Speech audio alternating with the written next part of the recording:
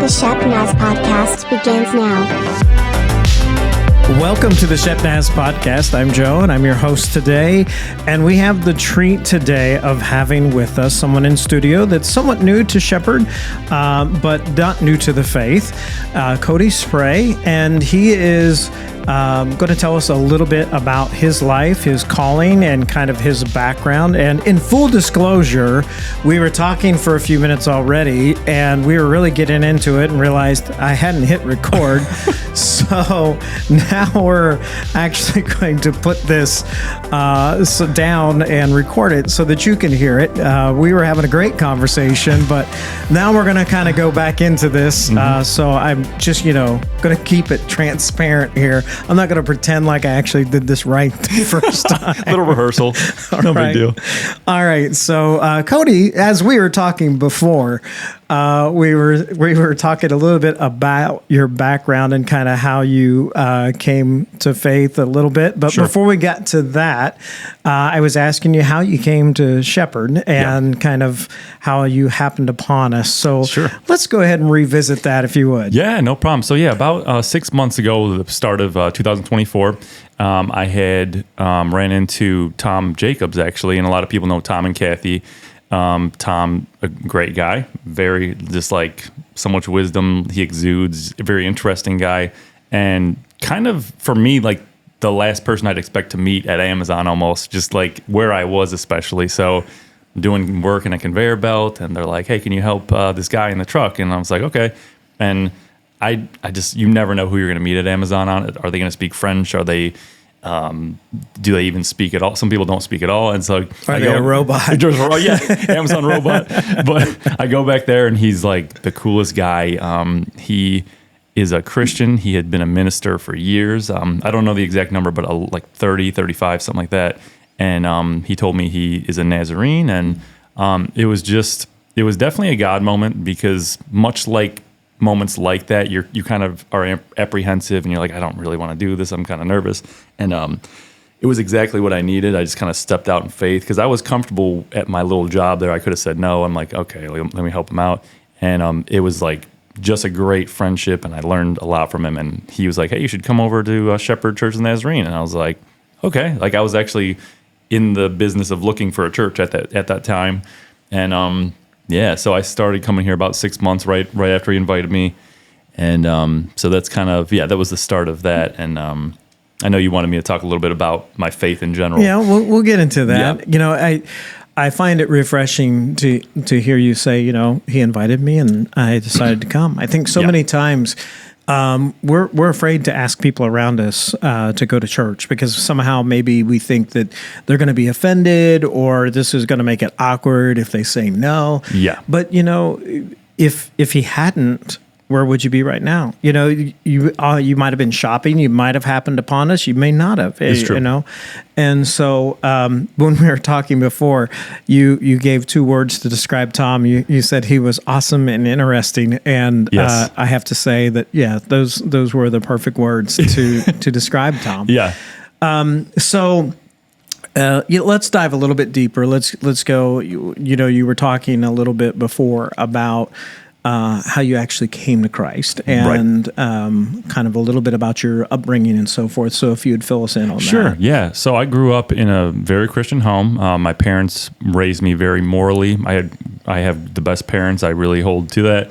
I have 3 siblings, and we all just kind of grew up subscribing to the message of Jesus and God and the whole 9 yards, everything about the Bible. And we were pretty agreeable children. Like, our parents will tell stories about how agreeable, like we had issues, of course, but it was just it was pretty smooth. Like, I'm not going to lie, growing up, it was pretty seamless. And so we never took issue with anything we read in the Bible. We're like, this makes sense. And we just kind of were like, this is what it is. But as I was saying before, it's like, it probably was for me when I was 18, 19, where I started getting that self-autonomy, and that's what I wanted to do, regardless of what my parents would have said anyway at that point. And I understood maybe more the more intense parts of the Bible, I guess you could say, the more gritty part, like taking up your cross, surrendering your will, surrendering who you are, dying to self. And even I knew what all that was, and I still accepted it. So that's why I'd say probably 18, 19 is when I really devoted my life to Christ. And so that, ever since that, it started a whole thing. It's a long story, but I could probably say around 23, 24 is when I wanted to actually go into ministry. And that took on a whole life of its own. So now, right after you went out of high school, then you ended up going to MVNU. Yes. And what was your course of study there? Yeah, so I was studying psychology. I was actually aiming to be a Christian counselor. My minor was biblical literature. So I was still, at that point, I was still tinkering with the idea of ministry.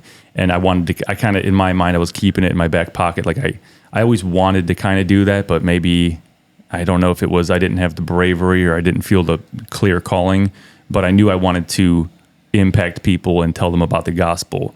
And so at that point, I was studying at MVNU to just be a Christian counselor. So at that point, I met somebody who was going to Ashland Theological Seminary to do Christian counseling. And it wasn't until I actually enrolled in ATS, Ashland Theological Seminary, that I was like, I want to do this like for real. Like I really want to just do ministry, like totally, all the psychological concepts I learned, Sigmund Freud and all these guys. It's like, I was like, I feel like the remedy is just Jesus, like prayer and the power of prayer. Like I just truly subscribe to that, and I still do. So I was like, I just changed it from Christian counseling to general ministry. And so that's when I started pursuing the MDiv. Sometimes, and that's not to discount what counselors do in the secular realm, but sometimes you're treating symptoms and sometimes you need to treat the disease. Yeah. And that's not to say that all problems just go away as we become believers, but certainly if we can get it at the root, then it becomes easier to deal with some of those other issues. So you said you were feeling a call to ministry, and most recently, a couple weeks ago, you actually were locally licensed here at Shepherd. Yes. And I would imagine for some, that was like, oh, where'd this come from? Yes. Right. So tell us a little bit about how that's developed and how that came about, kind of the steps you went through, because maybe somebody else is thinking, maybe I should be going into ministry, and they don't even know how to start. So that's a good point. You were going through that thought process. What steps did you take? That's a great question. And I'll say as a preface, that was one of the hardest parts is just getting started, finding what that actual tangible start is. I would say I kind of agreed to just do safety team for a bit, and I just wanted to kind of get my feet wet. Sometimes people meet me and they think I'm an extrovert, and I can get comfortable in that kind of way with people, but I'm really an introvert, and it took me a long time to actually, find the guidelines to ministry and the ministerial guidelines for this particular district, the Nazarene Church. And so I just kind of said, okay, let me just serve whatever Pastor Rob, Pastor Tim need.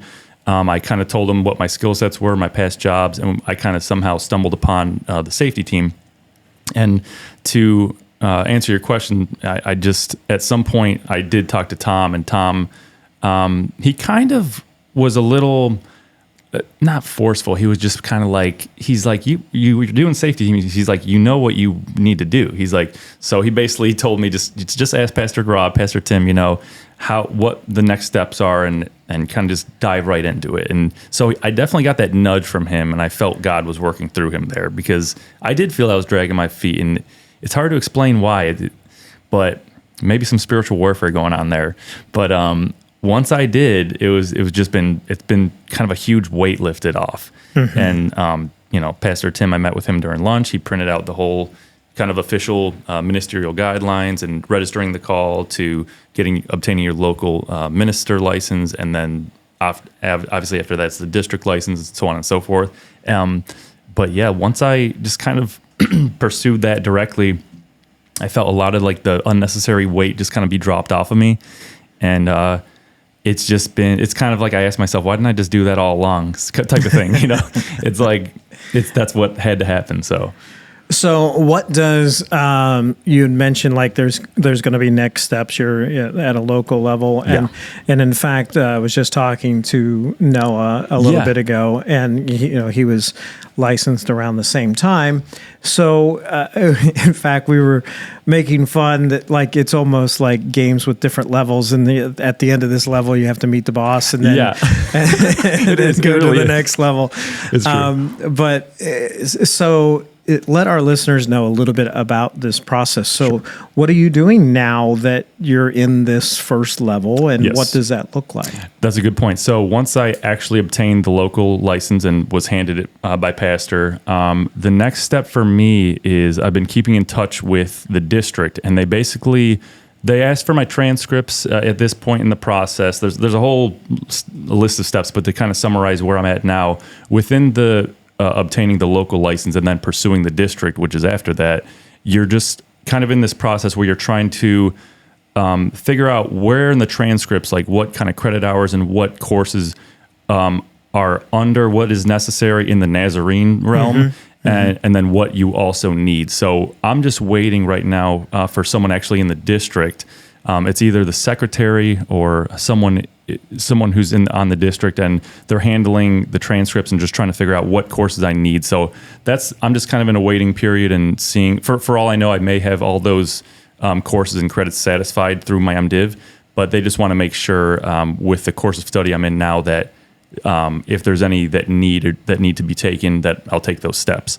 So that's just for that part. And then after I get the district, it's a whole nother kind of list of things. But all right, so you just dropped that mid-sentence. You said something about your MDiv. So when did that happen? Right. So that's a good point. All right. So we knew that you were in psychology when you were at MVNU, and obviously that was your undergrad. So then what happened? Somewhere we skipped a beat there. That's kind of a big part. So right after Mount Vernon, I actually enrolled in Ashland Theological Seminary. And that's where I basically just pursued the MDiv, Master's of Divinity, and that took me about 4 or 5 years. So somewhere around 25, 26 is when I got the MDiv, and it was a pretty easy process, pretty seamless. But even during that, I was still struggling a little bit with should I be a Christian counselor? Should I be a chaplain? There's always kind of that overthinking where you just want to make sure you're going the right way. And I eventually just was like, okay, this is right. This getting an MDiv is this part of the process. And I didn't know exactly the end goal at that point, but I knew that that's what I had to obtain at that point.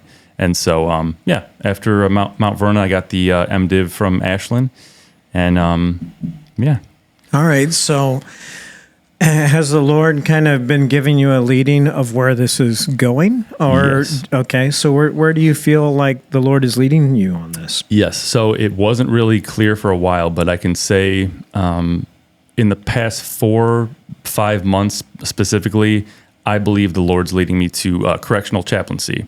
And that could look like industrial chaplaincy, but I believe he wants me to reach inmates in a prison. That's kind of what I'm getting. Like when I pray to God and I think about my design, I believe that's where I'm supposed to be.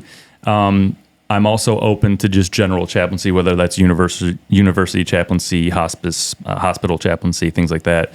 But I would definitely, I believe the Lord's leading me into prison chaplaincy. And so, well, I could definitely see where the skills that he's already kind of guided you towards getting prepped in would definitely help out in those areas. Yeah. And seems like that would be a great match. So it's a very encouraging to hear.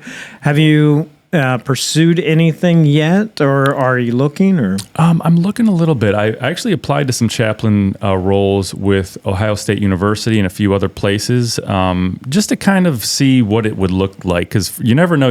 Sometimes you apply and you just get it, and you don't even in your mind you're not reaching those qualifications, but you might get it. And they did deny me a few times because I didn't have the actual requirements as far as like ordination is the big one, and things like that. So I kind of knew that going into it, but I just want to see where do they draw the line type of thing. So I'm currently in the process actually of trying to get a position that's called deputy in corrections, which is more, it would be kind of almost like a security guard, but you're you're still engaging in the inmates, taking part in their life, their day-to-day life. Right. And so I'm kind of hoping to get that because I feel like it would be a nice segue from that to the correctional chaplaincy. And so we'll see how that goes. I'm in the application process. Great. Now, in case, just to update for our listeners, if you hear any chaos going on in the background, that's only because the youth group has started their service and we're real close to it. You may not hear it, but we enjoy hearing it in the background during the time. If I was to say, okay, give me the elevator pitch of if you can tell somebody, hey, this is what Jesus has done for me, and this is why I think you should consider him. What does that pitch sound like coming from you? I love that. So I would first say that I would try to take whatever you know, whatever you think you know about Jesus, I would put it to the side because you meet a lot of churchy people. You hear a lot of different things from people that may or may not know about Jesus. So I would say from a start fresh, I would tell you that Jesus really will change your life. And I would ask them, have you prayed before? Have you read the Bible and kind of gauge where they are right then? And then I would say, well, there's a big difference between praying just to pray, but then praying and actually believing what you pray is being heard. And I would say, do you have that relationship? And if they say no, I'd continue and just explain kind of what Jesus did for me. And I would just say that, this is a huge thing, and I would take it seriously. I wouldn't just I wouldn't dwell on what other people have said, because sometimes that takes people a different direction from like who they met, churchy people.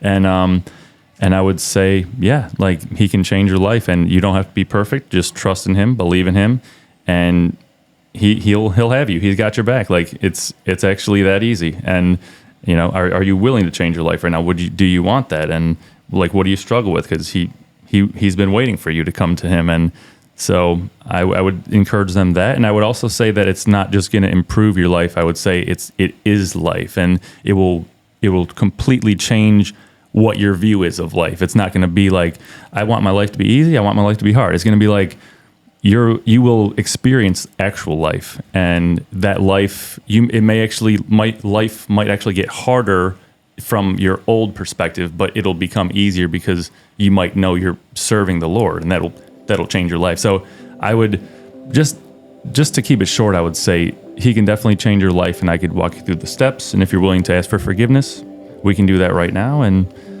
yeah, I think that helps a lot of people, but you have to take out what they already know, because sometimes they won't listen to what you have to say. Yeah. So because there's those preconceived ideas and everything.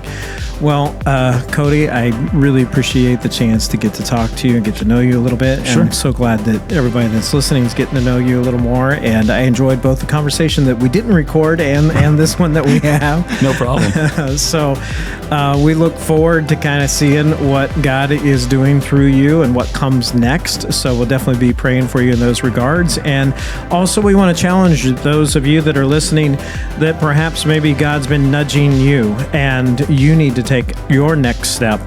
It may be just as simple as having somebody that's holding you accountable, just like Tom did for him, to say, what are you waiting for? Just go ahead and do it. Yes. So you can check out everything that's going on with the church by going to shepnaz.org. Also, we encourage you to follow us on Facebook, Instagram, and YouTube. For Cody, I'm Joe. Have a great day. This podcast is a production of the Shepherd Church of the Nazarene, Gahanna, Ohio. Email to podcast@shepnaz.org and let us know what you think.